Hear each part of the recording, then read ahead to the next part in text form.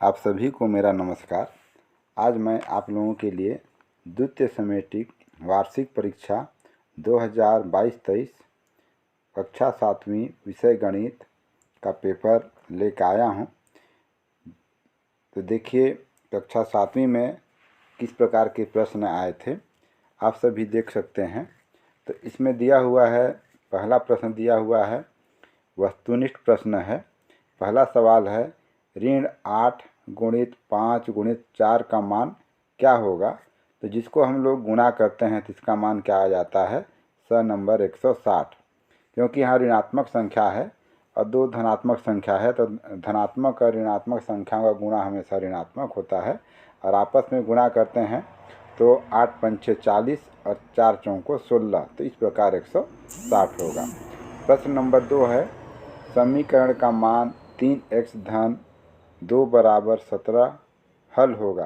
तो इस समीकरण को हल करेंगे, 2 को पक्षांतर कर के घटा देते हैं तो 15 आता है। तो 3 से भाग करने पर उसका उत्तर क्या हो जाता है, नंबर 5। 5 का घात 0 का मान, तो इसमें दिया हुआ है आंसर क्या हो जाएगा 1। किसी भी चर अचर संख्या का घात 0 होता है तो 1 के बराबर होता है। 40 का पूरक होगा, तो 40 का पूरक 40 में किसको जोड़ें या किसको जोड़ें तो उसका मान क्या हो जाता है 90। तो क्या हो जाएगा वहाँ पे 90 अंश, मतलब दो संख्याओं को जोड़ने से क्या आना चाहिए 90। 40 पूरक कोण का मान क्या होता है 90। इस प्रकार द हो जाएगा 50 अंश। बिंदु ऋण 5 ऋण 4 किस चतुर्थांश में स्थित होगा। तो यहाँ पे x भी दिया हुआ है ऋणात्मक संख्या और y भी दिया हुआ है ऋणात्मक संख्या, और दोनों ऋणात्मक संख्या हमारा होता है चतुर्थांश में, इसलिए इसका मान हो जाएगा द नंबर चतुर्थांश। अब छठवां सवाल है, पाई का मान ज्ञात कीजिए। पाई का मान होता है 22/7, इसलिए ब नंबर हो जाएगा 22/7। अब अगला है अति लघुत्तरीय प्रश्न, 8 अनुपात खाली स्थान समानुपात 7/14 में अज्ञात पद ज्ञात कीजिए। जो अज्ञात उसको ज्ञात करना है, तो इसको हम लोग सूत्र में लगा देंगे। इसका सूत्र होता है बाह्य पदों का गुणनफल बराबर मध्य पदों का गुणनफल। कहने का मतलब है बाहर बाहर मतलब 8 और 14 का गुणा करेंगे और अंदर अंदर में x का गुणा कर देंगे 7 से, और 7 को पक्षांतर करके 14 से काट देते हैं तो 8 और 2 बचता है, आपस में गुणा कर देने से उत्तर क्या आ जाता है 16। प्रश्न नंबर 8 है, एक त्रिभुज के दो कोणों का मान 180 अंश है, तीसरा कोण ज्ञात कीजिए। हम जानते हैं कि त्रिभुज के तीनों कोण का मान क्या होता है 180 अंश। दिया है दो कोण का मान 120 अंश, तो तीसरा कोण क्या हो जाएगा 180 में 120 को घटा देंगे 60 अंश आ जाएगा। प्रश्न नंबर 9 है, वर्ग का क्षेत्रफल ज्ञात कीजिए जिसकी भुजा 6 सेंटीमीटर है। तो भुजा दिया हुआ है 6 सेंटीमीटर, वर्ग का क्षेत्रफल बराबर होता है भुजा गुणित भुजा। तो 6 सेंटीमीटर गुणित 6 सेंटीमीटर, तो 6 को गुणा करते हैं 6 से 36 वर्ग सेंटीमीटर, या उसी को लिख सकते हैं 36 वर्ग सेंटीमीटर। प्रश्न क्रमांक 10 दिया हुआ है, 90 अंश का कोण बनाइए और उस पर समद्विभाजक रेखा खींचिए। इसको हम लोग चांदे की सहायता से कोण बना लेते हैं और इसको इस प्रकार से समद्विभाजक रेखा खींच सकते हैं। आप लोग स्कूल में देखे होंगे, इस प्रकार से खींचा जा सकता है। 11 प्रश्न है, त्रिभुज ABC समानुपात है, सर्वांग सम है, त्रिभुज XYZ हो तो लिखिए। ये सर्वांग सम दो भुजा दिया हुआ है, इसको देखकर लिखना है। कोण A के बराबर कौन सा कोण है, तो A के बराबर हो जाएगा X, Y के बराबर हो जाएगा B और Z के बराबर हो जाएगा C। AB भुजा के बराबर कौन सा भुजा है XY। अगला है लघुत्तरीय प्रश्न, प्रश्न नंबर 12, निम्न प्रश्नों को हल कीजिए, योग ज्ञात कीजिए। तो यहाँ पे दिया हुआ है 12 गुणित y ऋण 4xy और 8xy।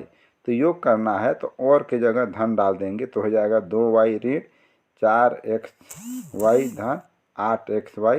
तो इसमें इसको क्या कहते हैं, सजाती पद को एक साथ ले लेते हैं। तो सजाती पद को एक साथ लेंगे तो क्या हो जाएगा, कोष्टक में 4xy, सामने ऋण है इसलिए धन ऋण क्या हो जाता है, ऋण 8xy। तो 8 में 4 को घटा देंगे तो कितना मिलेगा, ऋण 4xy। और ऋण ऋण को गुणा किए तो कितना हो गया, 2y धन 4xy। ये उत्तर हो गया।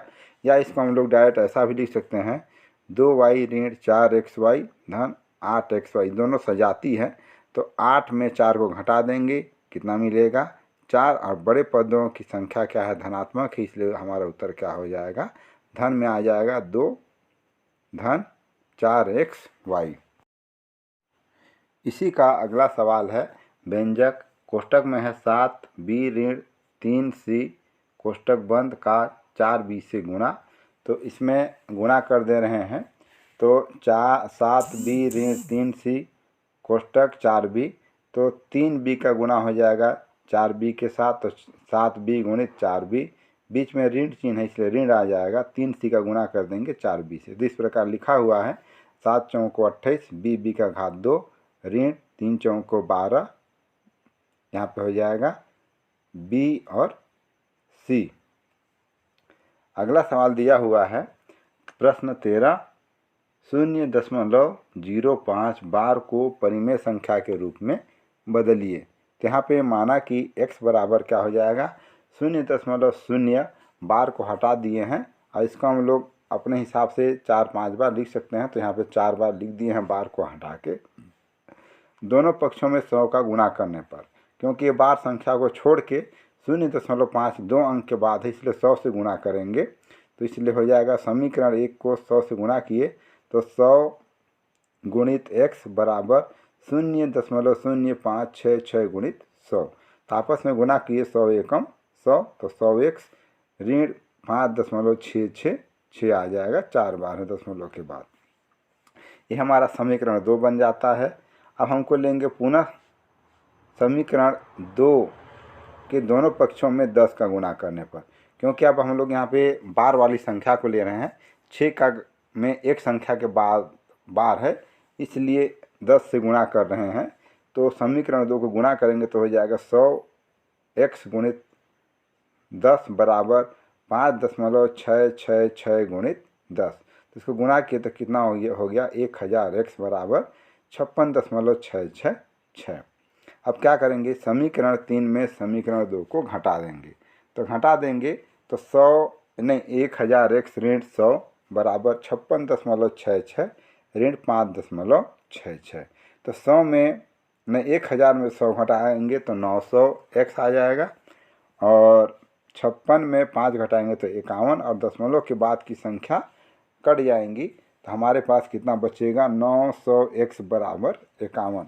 फिर 900 को पक्षांतर कर देंगे तो x बराबर कितना आ जाएगा, 51/900। इसको 3 से भाग कर दिए तो कितना आ जाएगा, 17 तिया 51, 3 तिया 9, तो 17/300। तो इस प्रकार 0.56 का बार का परिमेय संख्या रूप कितना हो जाएगा, 17/300।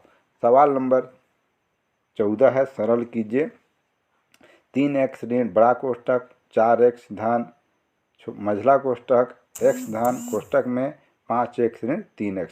तो सर्वप्रथम हम लोग क्या करते हैं, छोटा कोष्टक को हल करते हैं। तो छोटा कोष्टक में क्या हुआ, 5 में 3 को घटा देंगे 2 बचेगा। तो छोटा कोष्टक हल किए तो यहाँ पे 5x ऋण 3x के जगह कितना हो जाएगा, 2। अब सेम उतार देंगे 3x ऋण 4x धन मझला कोष्टक, यहाँ पे बच गया है x धन 2x। अब फिर से हम लोग अब मझला कोष्टक को हल करेंगे तो x और 2x जुड़ जाएगा, कितना हो जाएगा 3x। अब बचेगा बड़ा कोष्टक, 3x ऋण बड़ा कोष्टक 4x धन 3x, और 4 और 3 को जोड़ देंगे 7 हो जाएगा। तो 3x ऋण 7x, और 3 में 7 को हटा देंगे तो कितना बचेगा, ऋण 4x, क्योंकि बड़ी संख्या के सामने ऋणात्मक है इसलिए उत्तर हमारा कितना हो जाएगा, 4। सवाल नंबर 15 है, दीर्घोत्तरी प्रश्न। एक दुकानदार 15 रेडियो 270 रुपये रेडियो की दर से खरीदे एवं सभी रेडियो को 4200 रुपये में बेच दिए, तो इसका लाभ या हानि प्रतिशत ज्ञात कीजिए। तो इसको हल करते हैं। 15 रेडियो का क्रय मूल्य बराबर कितना हो जाएगा, 15 गुणित 270, आपस में गुणा करते हैं तो 4050 प्राप्त होता है। अब 15 रेडियो का विक्रय मूल्य किताब में दिया हुआ है 4200 रुपया। अब खरीदा है 450 रुपया में, बेचे हैं 4200 रुपया में, तो हमको लाभ हो रहा है। तो लाभ का सूत्र होता है विक्रय मूल्य ऋण क्रय मूल्य। तो विक्रय मूल्य है 4200, क्रय मूल्य है 450, तो इसको हटा दिए तो कितना मिला, 150। तो लाभ का प्रतिशत का सूत्र है लाभ गुणित 100 बटे क्रय मूल्य। तो यहाँ पे कितना हो जाएगा, मान को रख देंगे लाभ का और क्रय मूल्य का, तो 150 गुणित 100 बटे 4050। अब इसको भाग कर दिए, तो भाग करने पर 5 से भाग करेंगे तो 5 तिया 15 और 5 शून्य शून्य, ऊपर में आ जाएगा 150 100 की जगह के नीचे, और 5 अठे 40 और 5 एकम 5, 0 0 को पहले काट चुके हैं, तो नीचे आ जा रहा है कितना, 81। पुनः 3 से भाग कर देंगे तो ऊपर में आ जाएगा 10 और नीचे आ जाएगा 27। अब बचा हुआ है 10 गुणित 100, तो हो जाएगा कितना, 100 बटे 27। इसको भाग कर देंगे तो आ जाएगा कितना, 3.19 बटे 27। यहाँ में भाग किया हुआ है, देखिएगा गोला के अंदर में 27 को भाग किए 81 आया, हमारे पास शेषफल बचा है 19 और भागफल है 3। तो इसको हम लोग मिश्र भिन्न के रूप में लिख सकते हैं 3.19 बटे 27। और दिया हुआ है अथवा का सवाल है, ये छोटा सा सवाल है। साधारण ब्याज का सूत्र डाल देंगे, मूलधन गुणित दर गुणित समय बटे 100। अब मूलधन, दर और समय का मान को रख देना है, तो यहाँ पे 100 दोनों जीरो ऊपर नीचे कट गया, ऊपर में बचता है 40 गुणित 5 गुणित 2, तो हो जाता है 400।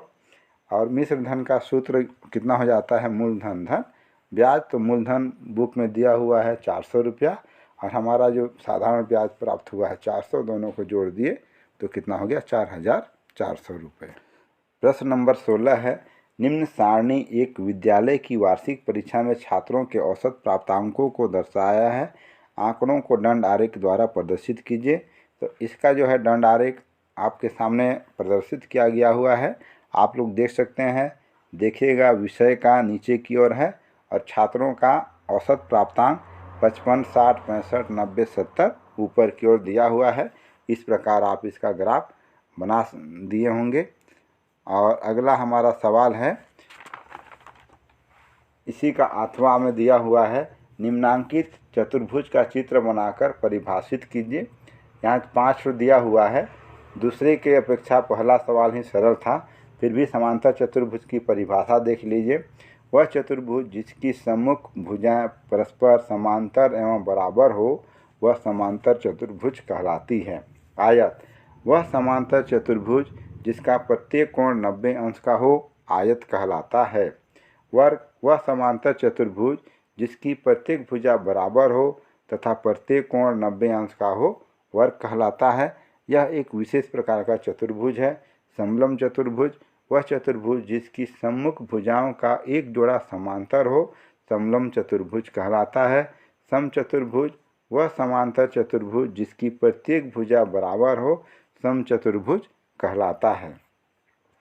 सवाल नंबर 17 है, त्रिभुज ABCD की रचना कीजिए जिसमें BC बराबर 5 सेंटीमीटर, कोण B बराबर 60 सेंटीमीटर तथा कोण A बराबर छूटा हुआ था, यहाँ पे मैं 3 सेंटीमीटर लेके रचना कर दे रहा हूँ। तो देखिएगा इस चित्र के हिसाब से हमारा चित्र बन जाएगा। रचना के पद इस प्रकार से लिखा हुआ है, BC बराबर 5 सेंटीमीटर का एक रेखाखंड खींचा। दूसरा में बिंदु B को केंद्र मानकर चांदे की सहायता से कोण CBL 60 अंश का कोण बनाया।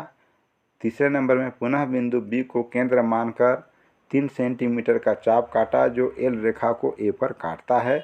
AC को स्केल की सहायता से मिला दिया। इस प्रकार हमारा चतुर्भुज ABCD का निर्माण हुआ। अगर आपको यह वीडियो पसंद आया हो, अच्छा लगा हो तो ज़रूर दोस्तों में शेयर करें और हो सकता है तो आप चैनल को भी ज़रूर सब्सक्राइब कर लें। धन्यवाद।